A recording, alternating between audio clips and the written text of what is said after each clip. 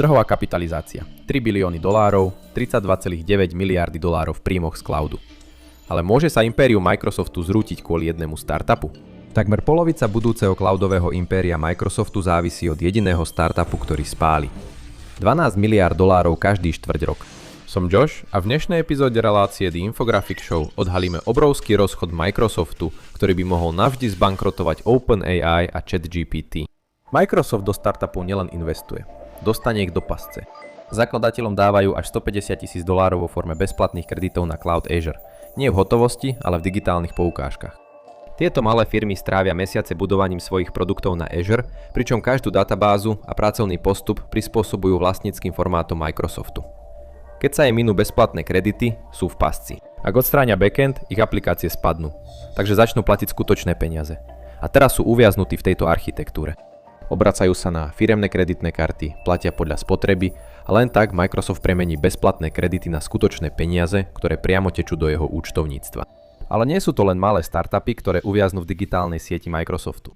Microsoft nalial 13,8 miliardy dolárov priamo do OpenAI, ale takmer žiadne z týchto peňazí v skutočnosti neopustili účty Microsoftu. Namiesto toho spoločnosť odovzdala Samovi Altmanovi prispôsobené digitálne poukážky. OpenAI potom tieto poukážky použil na prenájom serverov Microsoftu. Každý minutý dolár sa na účtovníctve Microsoftu legálne počítal ako rast príjmov Azure. OpenAI bolo zahnané do kúta. Čo to znamená pre súvahu Microsoftu? Firemní účtovníci majú tajnú zbraň, metriku nazývanú zostávajúca povinnosť plnenia. Sleduje zaručené budúce príjmy a Microsoft momentálne sedí na ohromujúcich 625 miliardách dolárov. Wall Street považuje toto číslo za isté peniaze. Analytici ho vkladajú do modelov diskontovaných peňažných tokov a používajú ho na odôvodnenie ceny akcií Microsoftu až do konca 20. rokov tohto storočia. 45% zo zaručených 625 miliard Microsoftu je uzamknutých a poháňa stroje OpenAI. Budúcnosť jeho cloudového impéria závisí od jedného startupu a Wall Street očakáva, že sa to vyplatí. Súvaha Microsoftu ukazuje dlh vo výške 40,3 miliardy dolárov. Wall Street to akceptuje, ale mimo účtovníctva je niečo skryté. Pasca v hodnote 662 miliard dolárov. Skryté prenajmy a špeciálne dohody udržiavajú servery OpenAI v chode a Microsoft nie je jediný. Vo svete cloudu sa fyzický hardware skrýva za zložitými štruktúrami prenajmu. A to je ten problém. OpenAI nemá hotovosť na pokrytie tohto skrytého dlhu.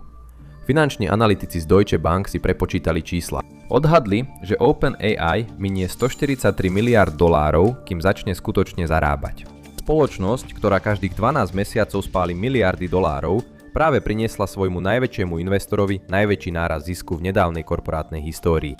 OpenAI je nezamestnaný nájomník, ktorému hrozí vysťahovanie. Microsoft je prenajímateľ, ktorý drží kľúče. Microsoft tlačí falošné dlžobné úpisy a odovzdáva ich OpenAI. Tieto dlžobné úpisy slúžia na platenie prenájmu serverov. Microsoft tento prenájom legálne vykazuje Wall Streetu ako rast príjmov z cloudu. Je to bezchybná, nekonečná kolobeh peňazí, až kým sa servery skutočne nezapnú. Prečo si OpenAI nemôže jednoducho vybudovať vlastnú infraštruktúru? No, matematika nesedí. Sám Altman videl ten problém. Kredity Azure nikdy nemohli poháňať nekonečný výpočtový výkon, ktorý potreboval. Takže vymyslel únikovú cestu s názvom Project Stargate. Predložil majstrovský plán za 500 miliard dolárov. Chcel nezávislé dátové centrá, 10 gigawatov vyhradenej energie. Flirtoval so štátnymi investičnými fondmi a zahraničnými telekomunikačnými gigantmi. Plánuje úplne obísť ekosystém Azure, aby ukončil partnerstvo. SoftBank a Oracle začali rokovania o poskytnutí alternatívneho kapitálu a infraštruktúry. Stavebné tímy sa zmobilizovali v Adiline v Texase.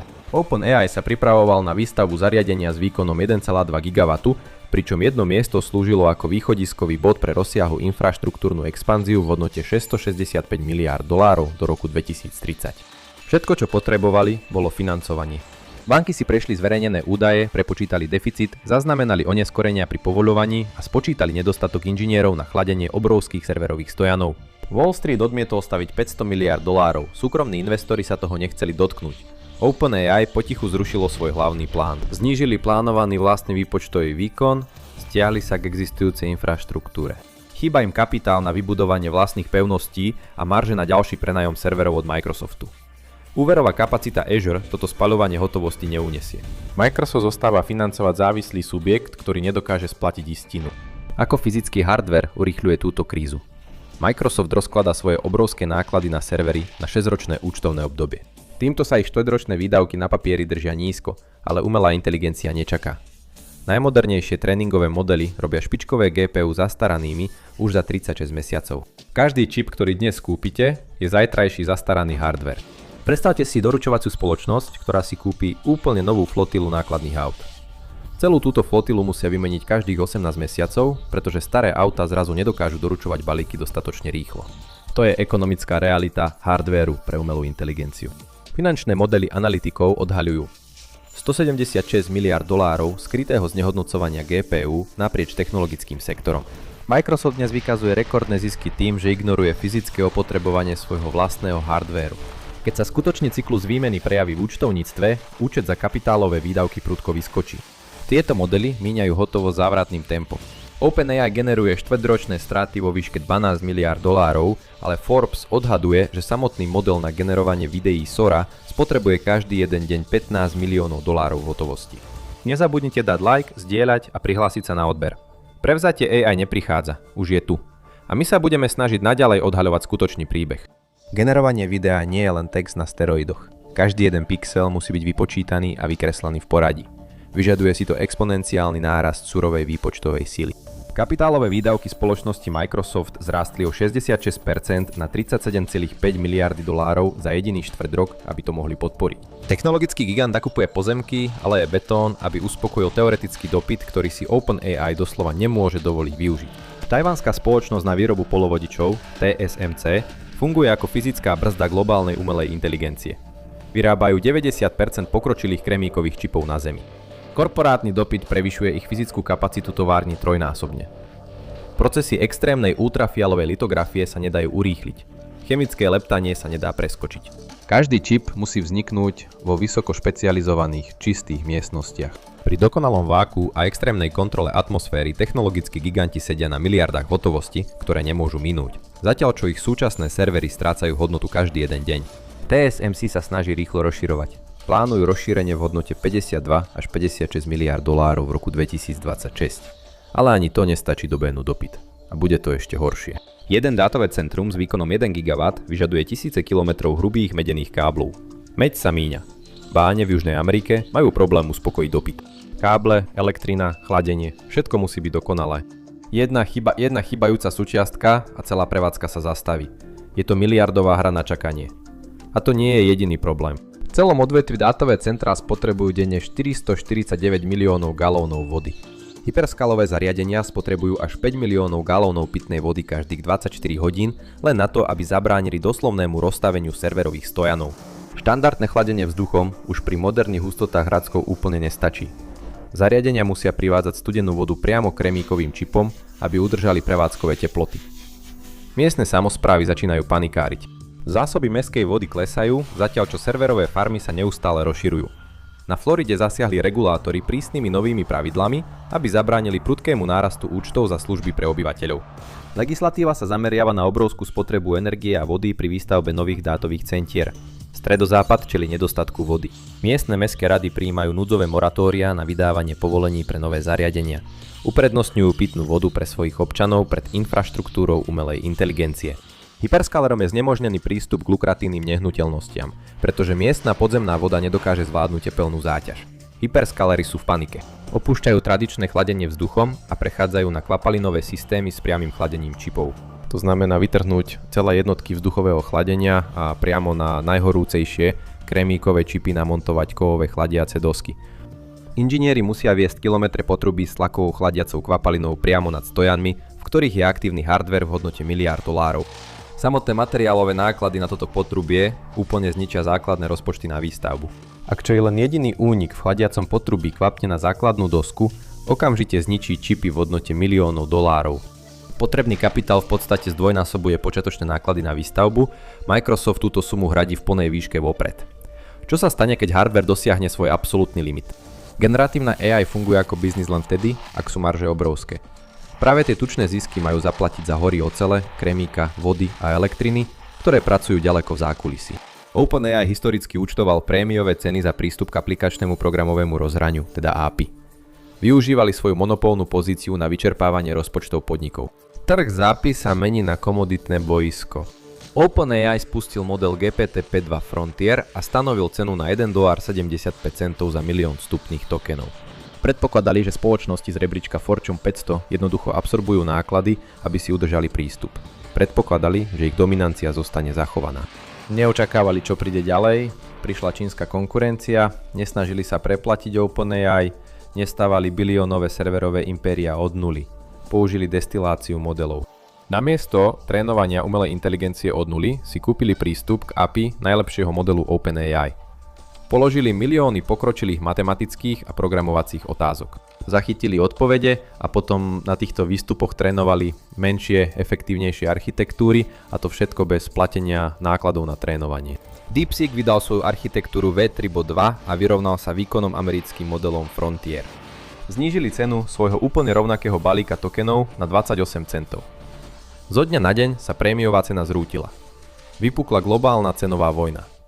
Hrubé marže sa vyparili. Vývojári aktívne presmerovávajú svoje každodenné úlohy na lacnejšie alternatívy. OpenAI používajú výlučne na tie najzložitejšie úlohy, vyžadujúce komplexné uvažovanie. Až 90% svojich bežných pracovných úloh presúvajú na zahraničné modely alebo lokalizované open source alternatívy. Týmto OpenAI prichádza o objem vysokoziskových zákaziek, ktoré nutne potrebuje na prežitie. Ako Microsoft reaguje na tento prepad príjmov? Microsoft sa na tento kolaps len prizerá, ako sa odohráva. Vedia, že OpenAI nedokáže vygenerovať dostatok príjmov na splatenie svojho skrytého dlhu. Odpoveďou je, že hodnotu získajú sami. Integrovali technológiu OpenAI do svojich vlastných produktov. Copilot sa stáva jadrom Wordu, Excelu a Teams. Účtujú si pevných $30 mesačne za každého firemného používateľa. Už 15 miliónov ľudí si to predpláca. Wall Street predpokladá, že každých $30 je čistý zisk. Štandardný softvér je ako tlačiarenský lis. Raz ho vytvoríte, distribuujete ho navždy a ziskové marže stúpajú k 90%. Generatívna AI tento model úplne ničí. Za každým, keď niekto klikne na tlačidlo Copilot, spustí sa superpočítač a spotrebúva energiu. Tých $30 mesačne ani nepokrie základné náklady na elektrinu. Microsoft znáša tieto náklady, aby si udržal zákazníka v ekosystéme. Aktívne dotuje podnikové pracovné procesy najväčších korporácií na svete. Medziročný rast cloudu sa v druhom štvrťroku 2025 spomalil na 39%. To je pod hranicou 40% rastu, ktorú Wall Street požaduje na ospravedlnenie 3 biliónového ocenenia. Ziskové marže sú pod tlakom, klesli zo silných 46,7% na neudržateľné úrovne. Microsoft využíva najdrahšiu výpočtovú infraštruktúru v dejinách ľudstva na písanie základných firemných e-mailov. Ak zvýšia cenu za Copilot, klienti prejdú na lacnejšie alternatívy. Ak ponechajú cenu na $30, nároční používatelia spotrebujú kapacitu serverov. Ak obmedzia kapacitu Azure pre Copilot, používateľský zážitok zo softvéru sa okamžite zhorší. Kde nastáva bod zlomu? Štandardný rizikový kapitál tento deficit nedokáže pokryť. Silicon Valley nemá dostatok likvidity na pokrytie takejto obrovskej diery. Potrebujú jediný subjekt, ktorý je schopný vystaviť ček na $50 miliárd za jedno popoludne. V januári 2026 Sam Altman odletel do Spojených arabských emirátov. Navrhol korporátnu hodnotu $830 miliárd štátnym investičným fondom v Abu Zabi a požiadalo $50 miliárd hotovosti. Bol to zúfalý pokus, ako udržať existujúce servery Azure v chode a úplne obísť domáci bankový systém. Výbor pre zahraničné investície v Spojených štátoch sleduje každý krok. Pentagon klasifikuje Frontier AI ako kritickú infraštruktúru národnej bezpečnosti. Považuje sa to za zbraňový systém. Blízkovýchodné fondy sú okamžite zablokované. Vláda predtým prinútila saúdsky fond úplne odpredať svoj podiel a opustiť startup na výrobu čipov umelej inteligencie podporovaný Samom Altmanom. OpenAI je zbavený domácej likvidity a má zakázané prijímať zahraničné štátne záchranné balíky. Všetky záchranné možnosti boli odrezané. Dopad na dlhopisový trh bol rýchly. Microsoft má oficiálne dlh vo výške $100 miliárd. Investori prepočítali rizikovú prirážku. Rast Azure sa spomalil a 45% budúcich príjmov je viazaných na jediného neprofitujúceho nájomcu. Sledovali, ako zmizlo $12,7 miliardy na výplatách akcionárom, zatiaľ čo dátové centrá spaľovali hotovosť rekordným tempom. Výnosy zo štátnych dlhopisov zrástli na 4,08%. Zrazu lacný kapitál zmizol. Každé nové zariadenie muselo okamžite preukázať ziskovosť, čo OpenAI nemohol zaručiť. A tak sa expanzia zastavila. Dátové haly sa začali rúcať. Samotný rozsah prevádzkových strát spôsobil vnútornú paniku. Prístup k výpočtovému výkonu bol obmedzený, aby sa prežilo finančné napätie. Odpovede ChatGPT meškajú pre bežných používateľov. Krivka príjmov sa vyrovnala. Boli zahnaní do kúta, takže koncom februára spoločnosť OpenAI urobila niečo nepredstaviteľné. Zradili spoločnosť Microsoft. V zúfalej snahe udržať firmu pri živote získal Sam Altman finančnú injekciu vo výške $110 miliárd, ktorú viedli spoločnosti Amazon, Nvidia a SoftBank. Ale toto nie je víťazstvo pre Microsoft, je to rukojemnická situácia.